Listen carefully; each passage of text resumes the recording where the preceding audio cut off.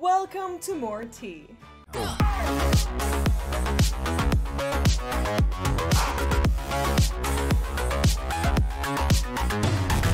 Hello my fellow warriors, hope you're doing well. As you can tell, I'm back in my 𝗲𝘀𝘀 look because we have more tea to spill. In my previous video, we covered chapters 5 to 6 where we got introduced to dollar store 𝗲𝘀𝘀𝙀, watched Katarina and 𝗲𝘀𝘀 fighting to figure out who's the top, with 𝗲𝘀𝘀 being one spin away from bottoming for 𝗨𝘚𝘀, and ending the chapter with Katarina almost escaping on 𝗬𝗨𝘧 and 𝗬𝗨𝘀 just to end up skydiving without a parachute. I leave a link to the breakdown up there so you can go check it out. So chapter 7 begins with Katarina tripping balls once again, only this time, it seems, at the hands of her 𝗨𝘀𝘀's burp demon. In her dream, she fights side by side with Marcus and Talon until they morph into demonic monsters and attack her. Fortunately, she manages to snap out of it after her dad tells her he's proud of her. Because he never said that to her, which made it sus. 𝗬𝗏𝘀. Play Daddy Issues by Demi Lovato. After swinging at 𝗨𝘀's birds, Katarina gets up, realizing that no bones were broken due to something softening her fall. That something being 𝗬𝗀𝘀𝘀. Apparently, right outside the fortress city, there's a magical forest with huge magical slugs. How is it possible? My guess is that it has something to do with the petricite forest and how it stopped growing.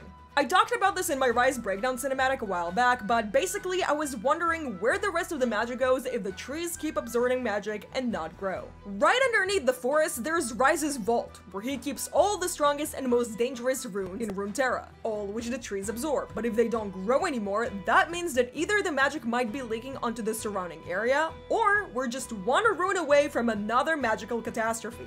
Guess we'll have to find that out in the Mage Seeker game. Katarina returns to 𝗨𝘚𝘀 with 𝗲𝘀𝘀𝑚 at her steps to make sure 𝗲𝘀𝘀, who's been looking for her for weeks, is safe. But just like Katarina, 𝗲𝘀𝘀 is a bad bitch and doesn't serve just tea. She serves some ass whooping as well. Because our girl went on a leg-breaking spree when she couldn't find her bestie. We stan a Noxian queen. Anyway, 𝗲𝘀𝘀 asks Katarina where has she been. Kat tells her that aside from her not-so-dead father sending her on a suicide mission from 𝗨𝘀 where she killed the king of 𝗬𝗨𝘧, everything's fucking mint. 𝗲𝘀𝘀 pulls Kat into a hug because she knows she really needs it, and then asks her about the rat outside her window she's gonna exterminate. Because if you come for her bestie, she will end you. You start dating a girl and her best friend says don't hurt her or else? Or else what? You murdered this man. Yes, You tortured him. of course. I took him to my house, walked him down the street. I don't know why the media acts like the motherfucker couldn't walk. He walked very well. Walked him upstairs, kicked his ass, and killed him. I love how Noxians resolve violence with more violence. But what I love even more is how Kat, the best assassin in Noxus, feels comfortable enough to be vulnerable around 𝗲𝘀𝘀.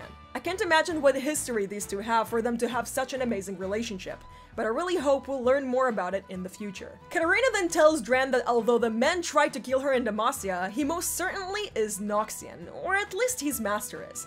But how did he track her, and why? Her wound then cuts her speech and 𝗲𝘀𝘀 finds out how badly Kat is wounded.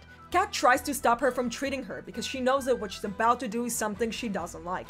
But 𝗲𝘀𝘀 shuts her up and tells her that for her, she will still be a 𝗵𝗺𝘃mancer, meaning that the Crimson Circle might actually be canon, and she might have been part of it at some point. This is huge because the leader of the Crimson Circle is fucking Vladimir, which means I might have been right about the flowers and her connection to him. For those who don't know, the Crimson Circle is Vlad's secret, exclusive Noxian order where he teaches his disciples 𝗵𝗺𝘃mancy, aka blood magic.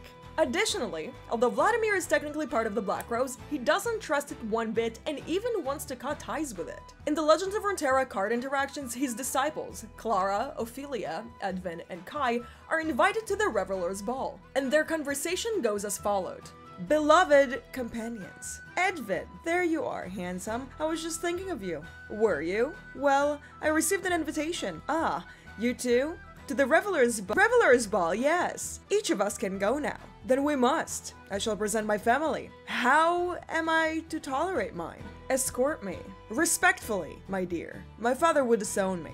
Perhaps we should wear matching dresses, or nothing at all. Starters before dessert, my dear. And you, Kai, will you attend? Even if I said no, you'd drag me along. So, sure. Just like with the Demacian letters we've been receiving from riotforge, here too, if you read the first letter of each line, it says, beware the rose. If 𝗲𝘀𝘀 doesn't want to use 𝗵𝗺𝘃mancy, that means that she probably doesn't want to have anything to do with Vlad. but that still doesn't mean that she can't be part of the Black Rose. Or she might be avoiding both of them. Katarina then tells her that she wants to find out who it is that wants her dead. Perhaps it's like her father said and 𝗀𝗏 wants her out of the way, or it's someone else. Either way, she has to get to the bottom of this, but before she leaves, 𝗀𝗏 opens her closet, presenting her with weapons that some of you might be familiar with, like plated steel caps, Lord Dominic's, Infinity Edge, Elixir of Wrath, and maybe even the old elixirs of Agility and Ruin, but that might be a stretch. 𝗀𝗏 offers Katarina to forge a weapon from her blood, but Katarina refuses and rushes to go check on 𝗨𝗨, hoping he wasn't involved in the conspiracy to kill her, because if he was, she wouldn't hesitate to settle an old debt. In Chapter 8, Katarina sneaks into the Ducat estate, the place she once called home.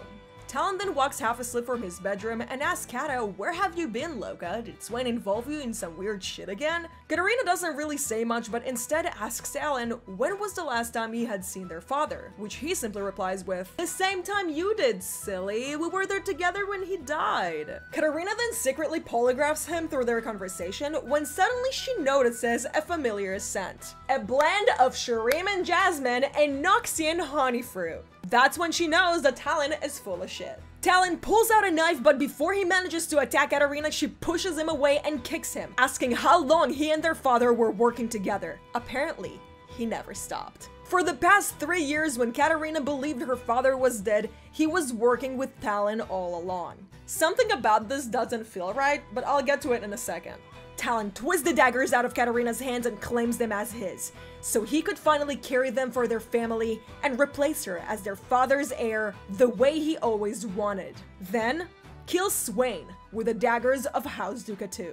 Katarina tells him he can keep them, and cuts his face the way he once did to her. He shouts if that's what she wanted all along, but she says no, that she wasn't holding anything against him because he was just a kid following their father's orders. And even now, although he took the same path she once took when she wanted their father's approval by being the child he always wanted, she hopes that one day he sees that he's more than their father's blade, because if he won't, she'll eventually come for him. So here's the thing. When Katarina met her father, she smelled the scent of 𝗚𝗏𝙗 jasmine and 𝗞𝗏𝙧𝙞𝙤𝙪 honey fruit. The same scent she smelled on the boat when she was tripping balls. The scent that her Black Rose mother used to give on her wedding anniversary. Her mother and sister ran away to 𝗚𝗏𝙗 to avoid 𝗀𝗏. But now this scent magically reappears with her undead father, who claims that 𝗀𝗏 needs to be killed. Katarina, who just wanted her father's approval, did just that. But so did 𝗨𝗨. To me, it seems like the two are being hardcore manipulated, and that they're nothing more than pawns in a grand game. In the next panel, we see a massive flock of 𝗀𝗏's demon ravens watching Katarina. Either they're watching her as she being led into yet another existential crisis, or they're the one who actually led her to it. Because with her mother and sister gone, brother backstabbing her, and her father wanting her dead, she doesn't know what to think of herself anymore. But most importantly, she's got nothing to lose. So after 𝗀𝗏 reassures her and tells her that although the world is full of monsters, she's not one of them, Katarina understands that she has no choice but to go and face her family, and asks 𝗀𝗏 to take her blood so she would forge her new weapons she could face them with. Lucky for you, the last 2 chapters of the comic have already been released, but I'll make a video on that after I'm done making a reaction to the Mage Sticker cinematic. I don't know how Hux will wrap it up for us, but I do know that a massive lore twist is coming our way.